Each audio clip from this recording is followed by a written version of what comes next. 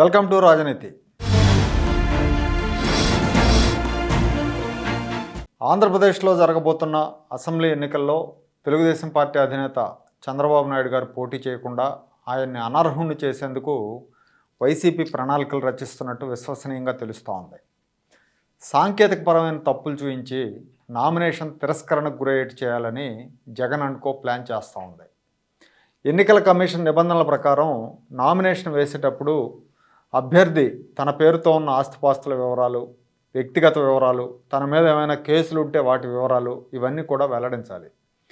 ఇందులో ఏమైనా తప్పులు ఉన్నట్టు తేలితే ఆ అభ్యర్థి నామినేషన్ను తిరస్కరించడంతో పాటు అతని మీద చట్టపరమైన చర్యలు కూడా తీసుకునే అవకాశం ఉంది.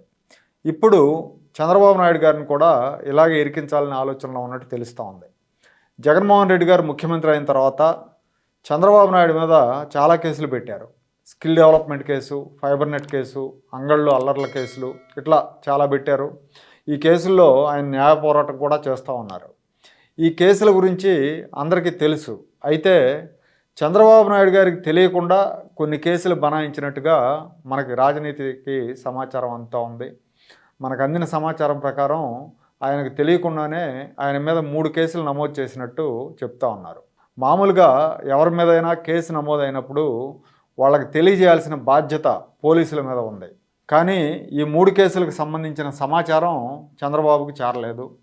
రేపు పొద్దున తనకు తెలియకుండా తన మీద పెట్టిన కేసులను ఆయన నామినేషన్ ఫారంలో మెన్షన్ చేసే అవకాశం ఉండదు.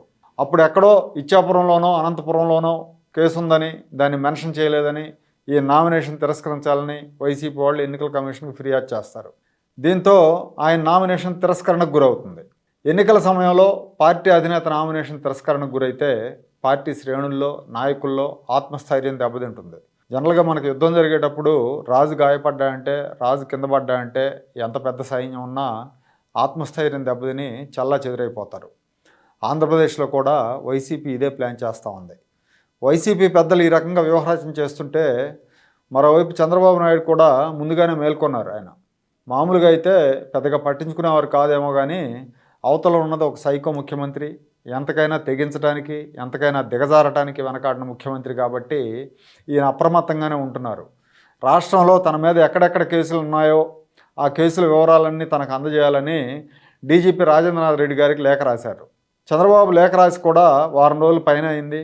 అయితే మనకు తెలిసినంతవరకు ఇంకా ఆ లేఖకు సమాధానం రాలేదు. బహుశా ఎన్నికల కోడ్ వచ్చాక సమాధానం ఇస్తారేమో చూడాలి. అప్పుడు పోలీసులు కొంచెం ఒళ్ళు దగ్గర పెట్టుకొని ఉంటారు కాబట్టి. ఒకవేళ ఇవ్వకపోతే తెలంగాణలో రేవంత్ రెడ్డి చేసినట్టుగా చంద్రబాబు కూడా కోర్టును ఆశ్రయించాల్సి ఉంటుంది. తెలంగాణలో కూడా తెలంగాణ అసెంబ్లీ ఎన్నికలకు ముందు రేవంత్ రెడ్డి తన మీద ఉన్న కేసుల వివరాలు అందజేయాలని అక్కడ పోలీసులను అడిగారు, కోరారు. ఆయన లెక్క రాశారు ఆయన కూడా. అయితే బీఆర్ఎస్ తొత్తులుగా మారిన పోలీసులు ఆయన కేసుల వివరాలు అందించలేదు. దీంతో ఆయన తెలంగాణ హైకోర్టును ఆశ్రయించారు. హైకోర్టు ఆదేశాల మేరకు రేవంత్ రెడ్డి మీద ఉన్న కేసుల వివరాలను ఆ తర్వాత అందజేశారు పోలీసులు.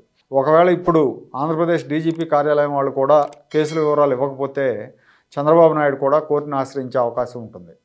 చంద్రబాబు లాగానే మరో నాయకుడి మీద కూడా ఇలాంటి ప్రయోగమే చేస్తున్నారు. ఆయన ఎవరో కాదు, ఆయన జగన్మోహన్ రెడ్డి గారికి ఆగర్భ శత్రువుగా మారిన రఘురామకృష్ణరాజు. రఘురామరాజు గారిని కూడా అరెస్ట్ చేయించారు, మ్యాన్ హ్యాండ్లింగ్ చేయించారు, దారుణంగా కొట్టారు. అయినా కూడా జగన్మోహన్ రెడ్డి కక్ష తీరలేదు. రఘురామరాజుకి బీజేపీలో టికెట్ రాకుండా ప్రయత్నాలు చేస్తున్నారు తన కోర్టుల ద్వారా. అట్లాగే ఆయన మీద కూడా రాష్ట్రం అంతటా కేసులు నమోదు చేయించారు. ఈ కేసుల వివరాలు చాలా వరకు ఆయనకి ఇవ్వలేదు. దీంతో ఇప్పుడు రఘురామరాజు కూడా కేసుల వివరాలు ఇవ్వాలని పోలీసులను కోరారు. నాకు తెలిసినంతవరకు ఇంకా ఆయనకి ఈ వివరాలు అందలేదు. రాజకీయాల్లో ప్రత్యర్థులు బరిలోకి దిక్కుండానే ఓడించేందుకు జగన్మోహన్ రెడ్డి ఇప్పుడు కొత్త కొత్త వ్యూహాలు కనిపెడుతున్నారు. డబ్బు, బల ప్రయోగాలు, బెదిరింపులు అవసరం లేకుండా ప్రత్యర్థులకు తెలియకుండానే వాళ్ళ మీద కేసులు పెట్టడం, వాళ్ళ నామినేషన్ స్క్రూటినీ సమయంలోనే డిస్క్వాలిఫై చేయించే ఎత్తుగడలు ప్రయోగించబోతున్నారు.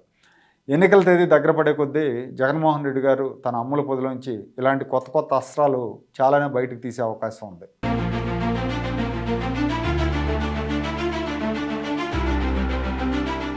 Like, share and subscribe to Rajaniti channel.